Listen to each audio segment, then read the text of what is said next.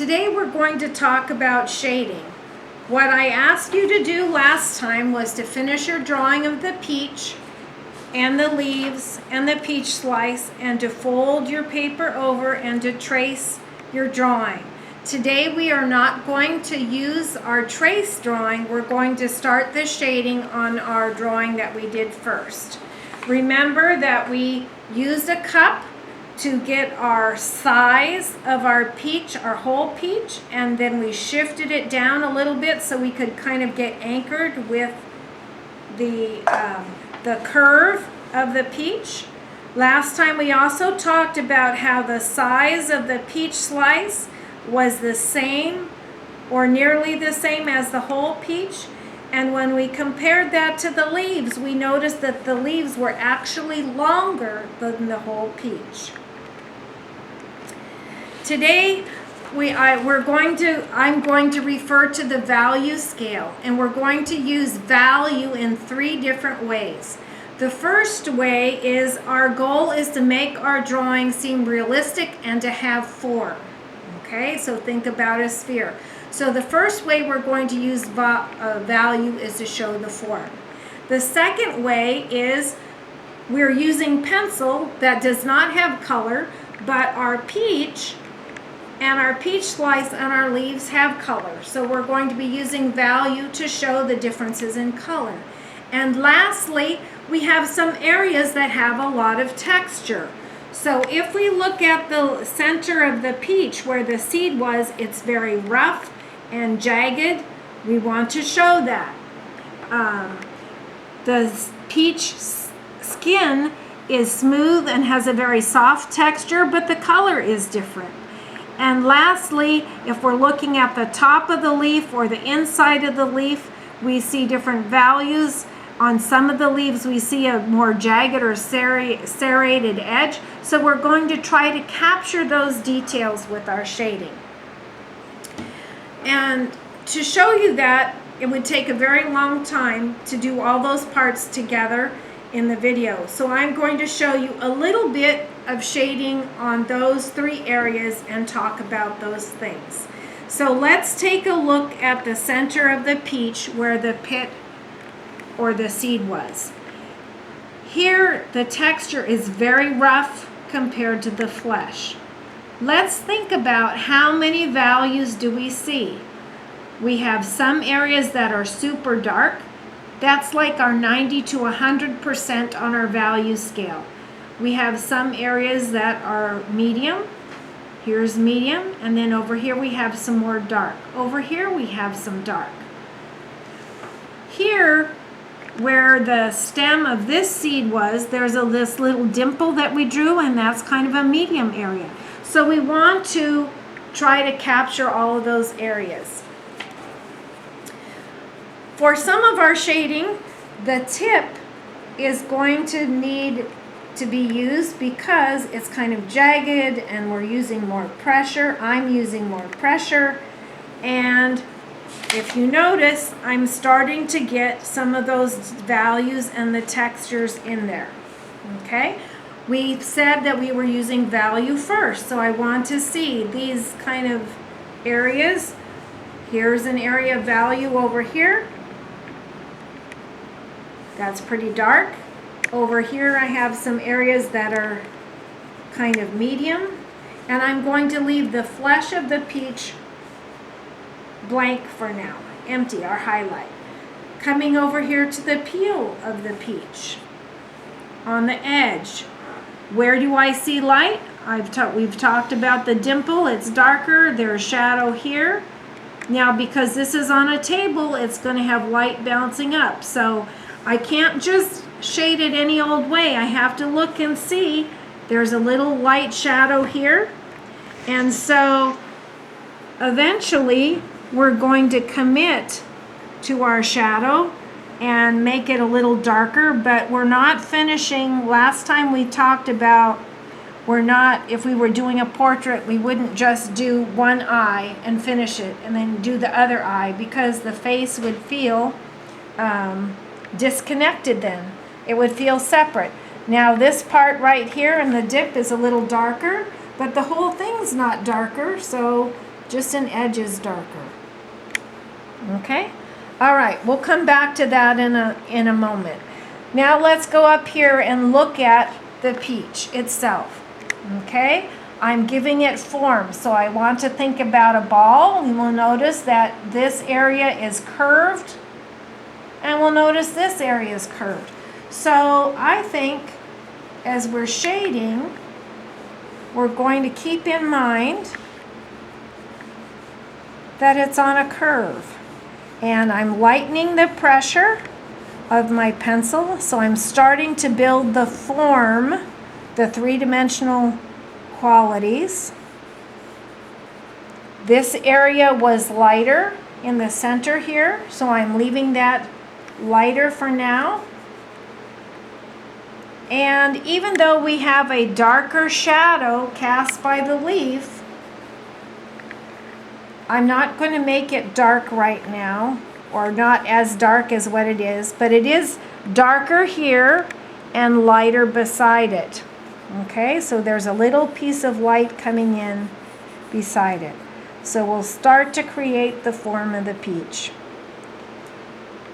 I can't just look at the top, I also have to look at the side down here. So what's happening with the side?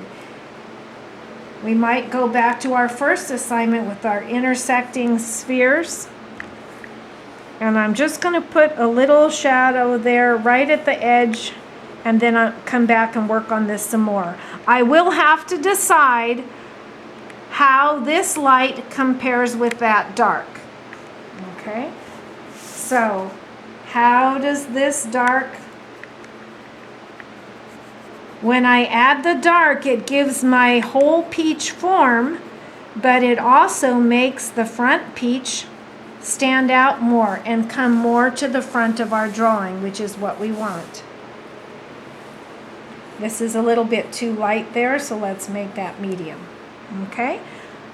Likewise, I have to look at the back edge of the peach.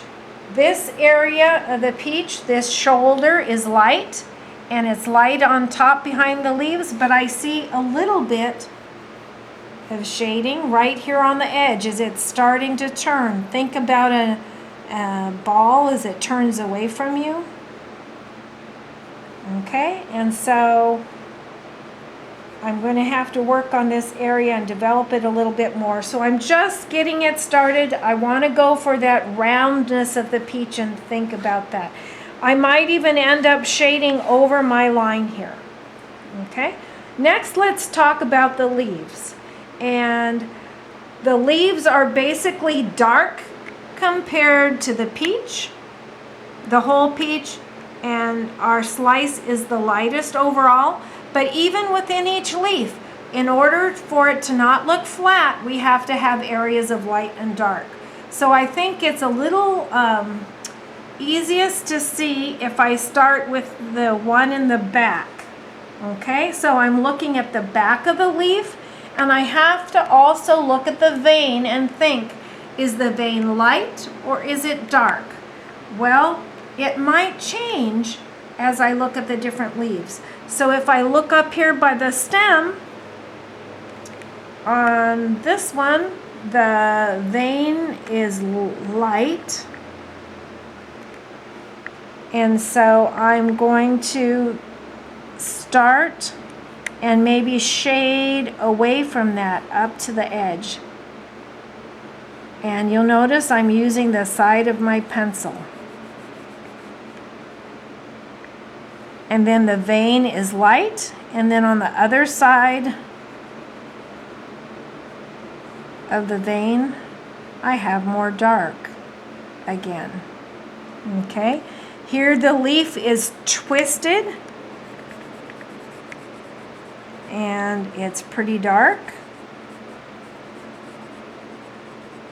And then because it's turning, it's lightening and getting lighter in value as it moves down the leaf.